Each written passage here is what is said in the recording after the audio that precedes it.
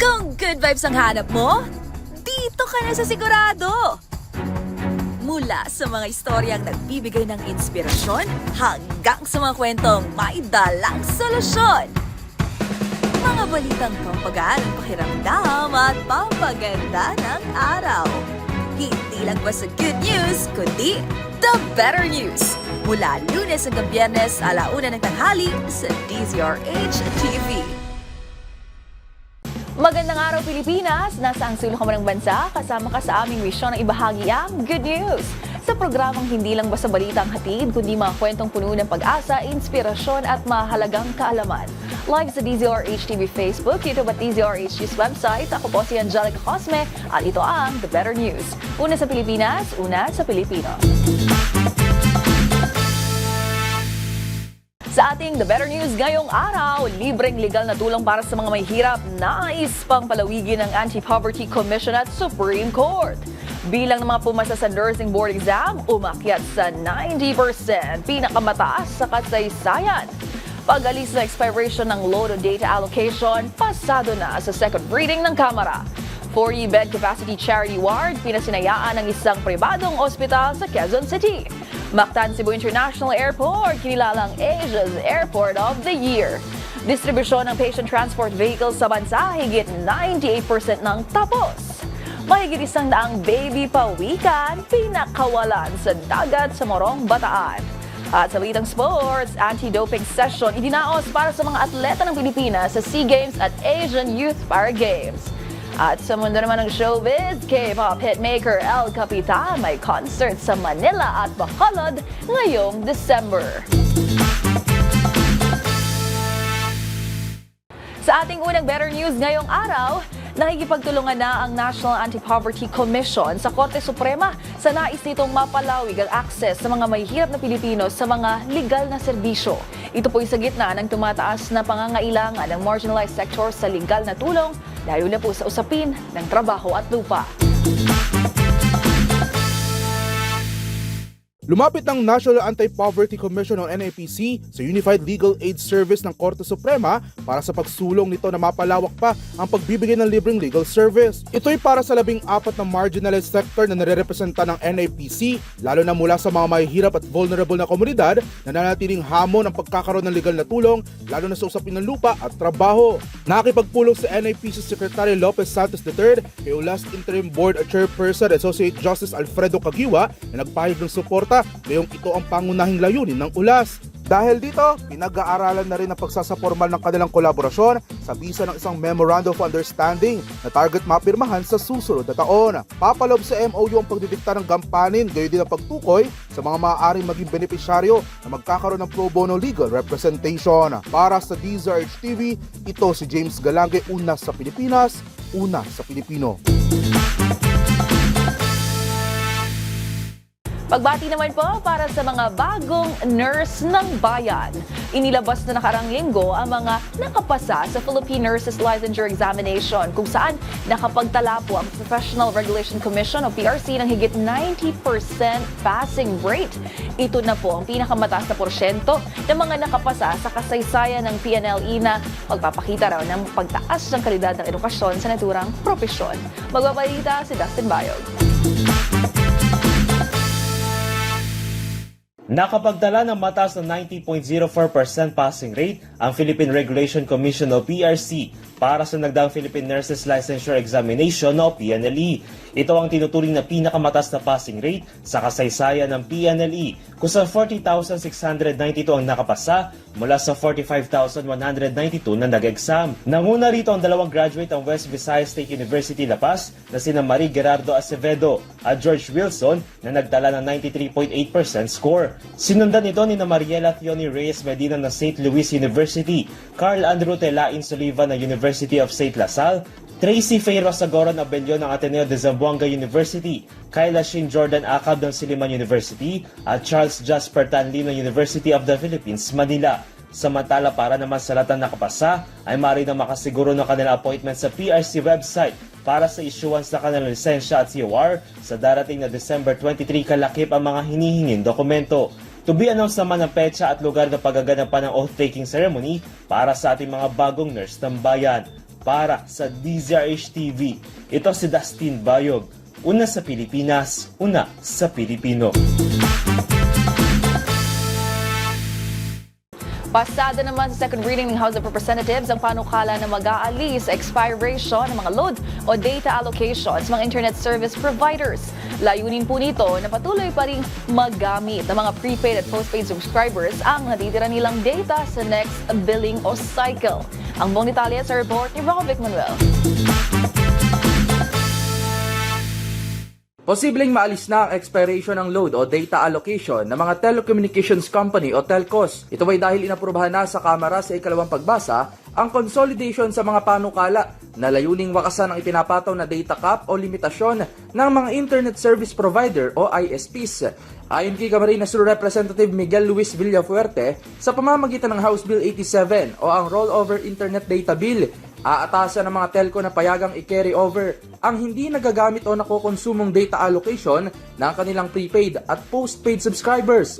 Ibig sabihin, aalisin na ang expiration period at maaaring gamitin ng subscribers ang unused data sa susunod na billing cycle o hanggang magamit ito lahat.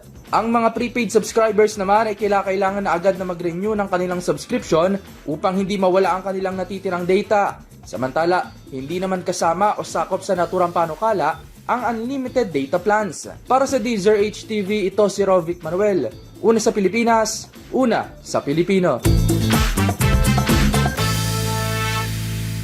Mas marami namang Pilipino ang posibleng mahatiran ng libre pero di kalidad na serbisyong medikal sa tulong ng bagong bukas na charity ward sa isang pribadong ospital sa Quezon City.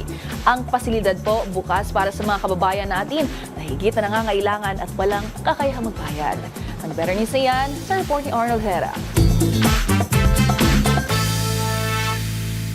Pinasinayaan ng St. Luke's Medical Center o SLMC ang kanilang pinakabagong pasilidad na Evelyn D. Angdena Charity Ward sa Quezon City.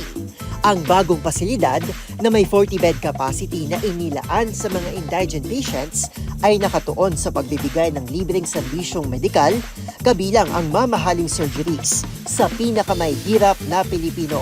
Kabilang dito ang agarang serbisyo sa mga pasyenteng may diabetes at mga nangangailangan ng robotic surgeries. Ayon kay Benjamin Campomanes Jr., presidente ng St. Luke's Center Foundation Incorporated, patas na medical care quality pa rin ang matatanggap ng mga pasyente sa tulong ng mga doktor at medical equipment na orihinal na nakalaan sa mga nagbabayad na pasyente. Pagbibida pa ni Campomanes, walang ibang pribadong ospital sa bansa ang kasalukuyang nagbibigay ng libreng medical intervention maliban sa SLMC na pinondohan ng mining stalwart na si Philip Ang at ng iba pang mga donor. Upang hindi maabuso, bawat pasyente na ia-admit sa charity ward ay sasailalim sa mahigpit na assessment at evaluation nang sa gayon ay matiyak na pinakamahihirap na Pilipino lamang gaya ng minimum wage earners ang makikinabang sa proyekto.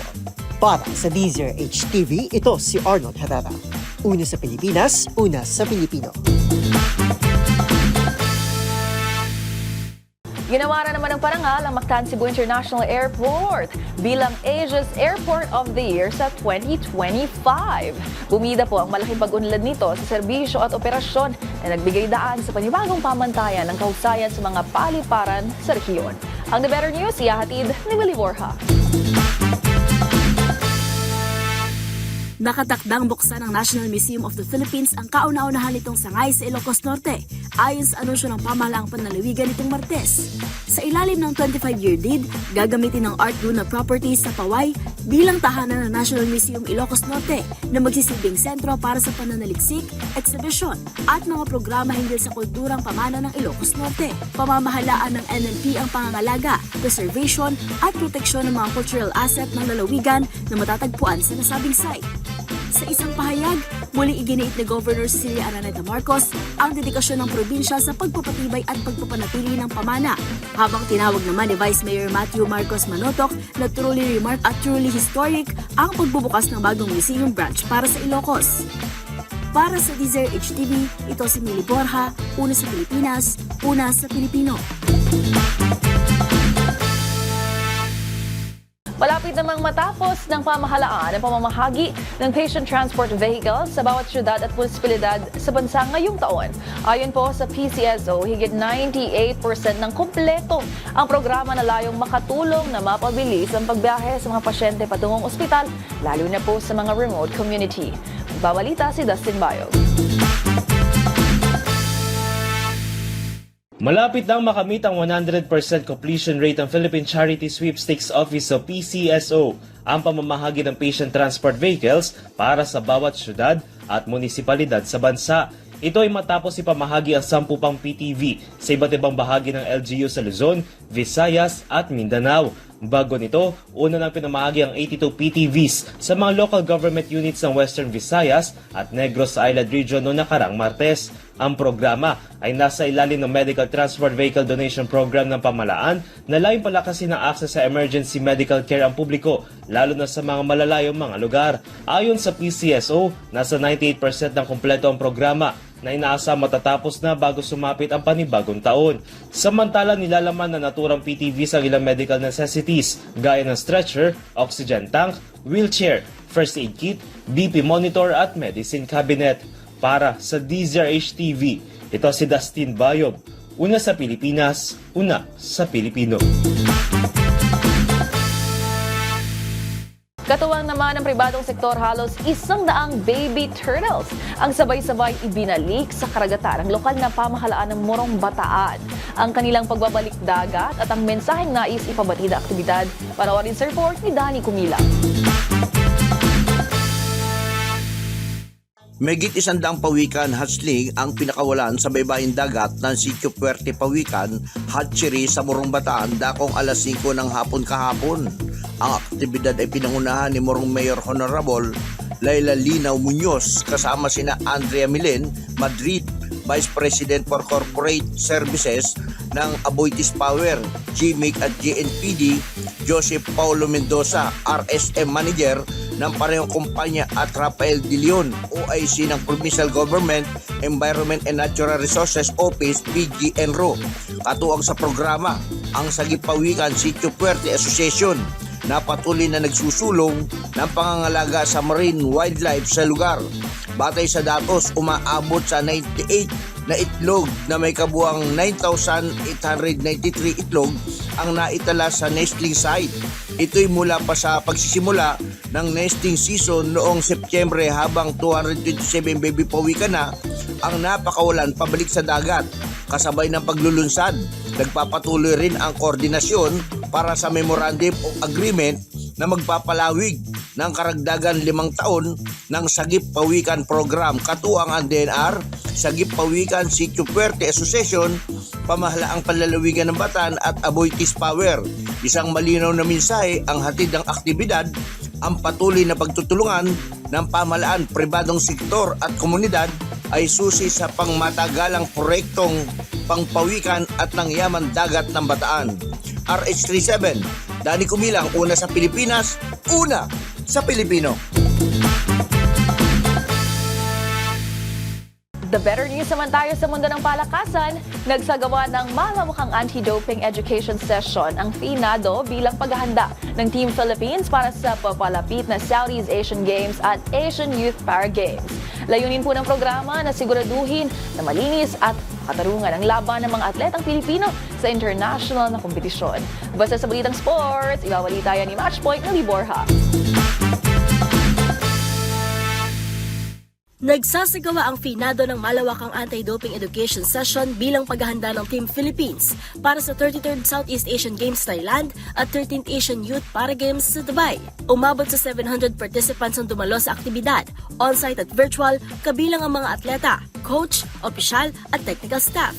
Binuksan ng PSC Chairman Pato Gregorio ang programa sa pamamagitan ng pagpapaalala na ang panalo ng atletang Pilipino ay dapat malinis, mahusay at galing sa puso. Lumok sa sesyon ng mga experts sa sports medicine, nutrition, mental resilience at conditioning. Tinalakay din ng FINADO ang World Anti-Doping Rules, mga responsibilidad ng atleta at mga pinagbabawal na sangkap at substance sa kompetisyon. Natapos ang programa sa pamamagitan ng panel discussion na Clean Sport and Personal Journeys, kung saan ibinahagi ni Rodolfo Reyes Jr. ng Taekwondo at Dr. Kat Hernandez ng powerlifting. Ang kanilang mga karanasan ay kung paano nakatulong ang pagpapanatiling malinis sa kanilang tagumpay sa palakasan. Para sa DZRH TV, ito si Mili Borja, una sa Pilipinas, una sa Pilipino.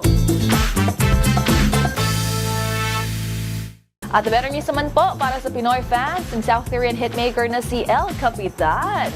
Dahil ang master producer sa likod ng ilang K-pop hits at mentor sa Universe League, bibisita sa Manila at Bacolod ngayong Disyembre. Mga detalye sa Who Killed El World Tour sa report na ito. Christmas wish granted para sa Pinoy fans ng K-pop hitmaker na si El Capitan. Ang music producer excited na nga raw bumisita sa bansa para sa kanyang Who Killed El World Tour. Bukod sa nakaschedule na Manila show sa SM Skydome sa December 12, magpapasiklab din sa Bacolod sa December 14 ang idol-turned-producer na siyang nasa likod ng ilang K-pop hits gaya ng Dechita ni BTS Suga, 8 ni IU at recently lang nagsani puwersa din sila ni EXO Baekhyun para sa Do What You Do. Mga gunita na last July, nagsilbing mentor sa South Korean reality competition na Universe League si El Capitan kung saan nabuo ang grupong AHOF na kinabibilangan din ng Pinoy artist na si JL Gaspar. Bago nag-shift sa music production, si El Capitan ay unang nakilala bilang main vocalist ng K-pop boy group History na nag-debut taong 2013. Para sa mga nais pang humabol, ang tickets exclusively available via SM Tickets. Matapos sa Macau, Manila at Bacolod ngayong December, magpapatuloy ang Who Killed El March next year sa Los Angeles, Mexico, Canada at New York City. 기타겠지 OMR 고고요. 감사합니다. See you soon. At dyan na nagtatapos ang aming paghahatid ng mga balitang siguradong pampagaan ng pakiramdam, pampaganda ng araw at pampasigla ng inyong buhay. Magsama-sama muli tayo bukas para sa panibagong hanay ng mga kwentong hindi lang basta good news, kundi the better news. Para naman po sa ating mga viewer online, huwag kalilimutan mag-comment ng inyong feel good stories sapagkat ang maliliit na kwento ngayon maaaring maging malaking inspirasyon bukas. Dahil tandaan, libre lang ang umiti at libre lang ang maniwalang may magagandang balita. Ito po ang The Better News. Ako si Angelica Cosme ng DZRH TV, una sa Pilipinas, una sa Pilipino.